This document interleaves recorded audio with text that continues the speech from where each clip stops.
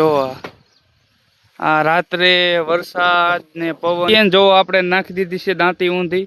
તો ચાલો હવે છે ફારવા ચડાવવાનું ચાલુ. તો ચાલો આપણે ફારવા ચડાવવાનું કરી દઈએ ચાલુ. જય માતાજી, બધાને સ્વાગત છે તમારું એક ફરીવાર મારા નવા બ્લોગમાં. આજે બ્લોગ છે મારો બીજો, તો બ્લોગમાં આગળ બની રહેજો. આપણે જવાનું છે વાડીએ, અને અહીંયા આપણું પીડું છે 399. અહીંયા દેશી બાઇક છે, અહીંયા આપણો સિલ્વર કોડો પીડો છે. અત્યારે આપણે દેશી બાઇક લઈને આપણે જવાનું છે વાડીએ. તો ચાલો હવે વાડીએ જઈને મળીએ. તો મિત્રો, અત્યારે આપણું આ દેશી બાઇક લઈને હું સુનિલ નીકળી ગયા છીએ વાડી તરફ.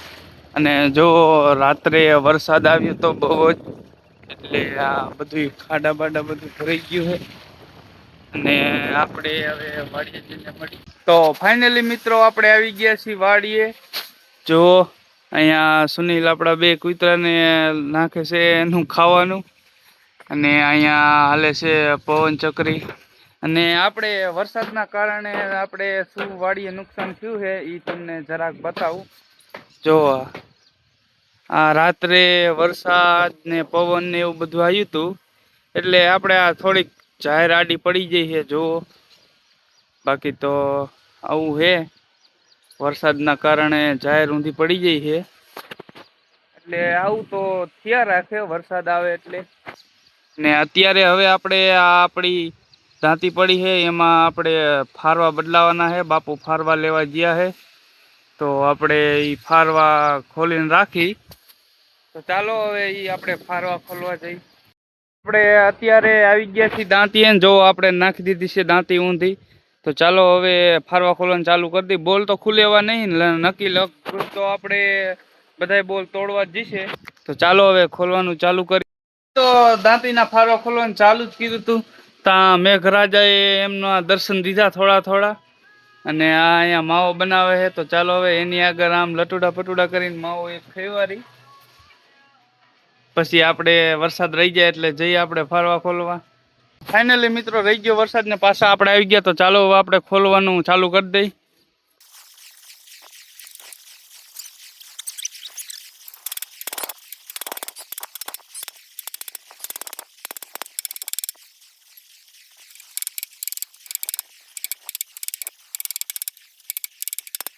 તો ફાઇનલી મિત્રો, આપણે ખોલી વાર્યા છે બધા ફારવા.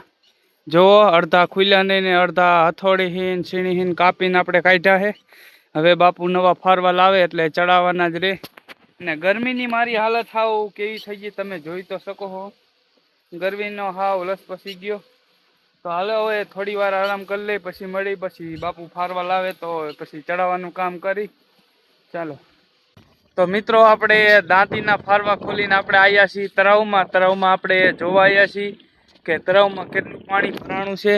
જો આ સાઈડ આટલું ભરાઈ ગયું છે, આ બાજુ પણ આટલું ભરાઈ ગયું છે. એટલે વરસાદ રાત્રે વરસાદ ઘણો પડી ગયો. અને મને હજી સરખું બ્લોગ બનાવતા આવડતું નહીં. તમે લોકો કોમેન્ટ કરજો કે કેવો બ્લોગ બન્યો છે. બાકી તો હરવે તો આપણે બધું શીખી જઈશું. એટલે તમે લોકો કોમેન્ટ કરીને જણાવજો કે કેવો બ્લોગ બન્યો છે. તો અત્યારે આપણે પાછા જઈશી આપણા મકાન તરફ. અહીંયા જો આ પવન ચક્રી હાલે છે. પછી આ આપણો આરસીસી ટાંકો છે જોવો, અને અહીંયા તળાવ છે ને સટો છે. ને આ આપણું મકાન છે. અહીંયા આપણો પીળો છે લીલો ઘોડો, અને અહીંયા આપણું પીળું છે જૂનું ટ્રેક્ટર. જો આપણો અહીં લીલો ઘોડો પીળો છે. તો તમે લોકો કોમેન્ટ કરીને કહેજો કે હું બ્લોગ કેવો બનાવું છું. હજી તો આપણે પહેલી વાર એક બ્લોગ બનાવ્યો તો એ તો સરખો નહોતો બન્યો. આ આપણે બીજી વાર બ્લોગ બનાવી છીએ. તો તમે લોકો થોડો બધા સપોર્ટ કરજો. ચાલો હવે આગળ બ્લોગમાં બન્યા રહેજો. મિત્રો, અત્યારે વાગ્યા છે સાંજના 3 વાગી ગયા છે, અને હજી બાપુ ફારવા લઈને આવ્યા નહીં. તો અત્યારે તો આપણે પારાવાળું આપણું એક ખેતર છે એમાં જવાનું છે ખાંપા ખોળવા, અને પછી આપણે બાંધશું વાયર. આપણે બે દી પહેલા આપણે આ ખેતરમાં વાયર બાંધી દીધા હતા. તમે મારો મિની બ્લોગ જોયો હોય છે તો તમને લોકોને ખબર હશે. તો અત્યારે તો આપણે જવાનું છે એ ખેતરમાં ખાપા ખોડવા. તો ચાલો આગળ બ્લોકમાં બન્યા રહેજો. અને આ એક અહીંયા બનાવે છે માવો, એટલે આનું માવાનું બૂચ મારી લઈ પછી આપણે જઈએ. એટલે આપણે મફતનું તો મૂકવાનું થતું જ નહીં, એટલે આવું હે બધું. અહીંયા સુનિલે કરી દીધું છે કવાડો લઈને ખાપા કાપવાનું ચાલુ, અને અહીંયા આપણે લઈ લીધું છે આપણું હથિયાર. તો ચાલો હવે આપણે ખાપા ખોડવા જઈએ. એમાં જાહેર વાવવાની છે, પણ પેલા તો આપણે ખાપા ખોડી દઈએ એટલે પછી ઢોર આવવાની ઉપાધિ નહીં. એટલે જો અહીંયા કરી દીધું છે ખાપા કાપવાનું ચાલુ. તો આપણે આ થોડાક ખાપા કાપી લીધા છે જોવો, અને આવી ગયા છીએ હવે આપણે ખોડવા. તો ચાલો હવે આપણે ખોડવાનું ચાલુ કરી દઈ. જો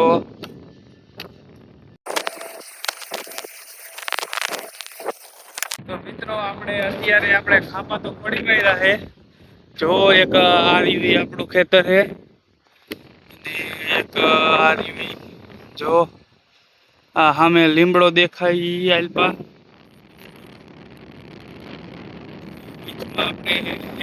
ખેતર. ચાલો હવે આપણે જઈએ ઘરે. તમે હજી આગળ બ્લોકમાં બન્યા રહેજો. આવી ગયા છીએ મકાને, અને બાપુ આવી ગયા છે આપણું 399 લઈને. અહીંયા આવી ગઈ વેલ્ડિંગ પેટી. પહેલાં તો થોડુંક દાંતીમાં વેલ્ડિંગ કરવાનું છે, પછી આપણે ચડાવશું ફારવા.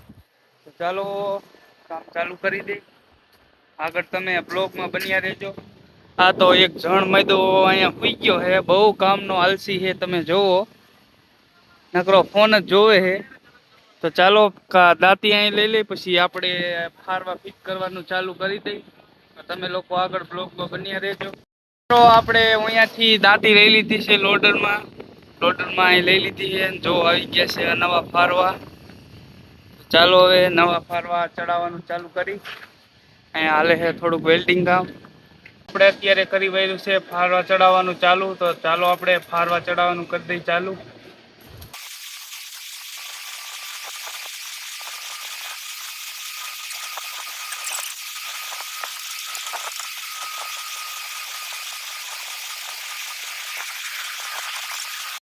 તો હવે અહીંયા ચડાવી દીધા છે થોડાક ફારવા ને થોડાક બાકી છે.